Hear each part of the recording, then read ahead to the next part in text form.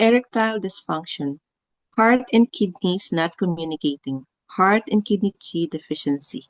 Clinical manifestations, impotence, premature ejaculation, dizziness, tinnitus, palpitations, lower backache, depression, pale face.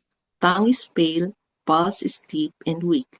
Treatment principle, tonify kidney and heart Qi and calm the mind.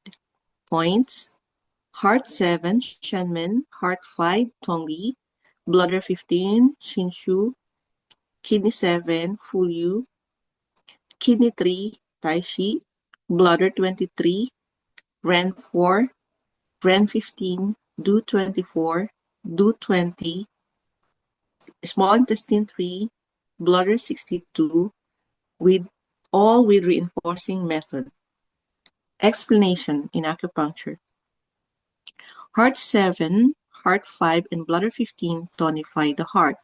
Kidney 7, kidney 3, bladder 23, and Ren 4 tonifies the kidneys. Ren 15 and Do 24 calm the mind. Do 20 lifts Qi. Small intestine 3 with bladder 62 open and regulate the governing vessel.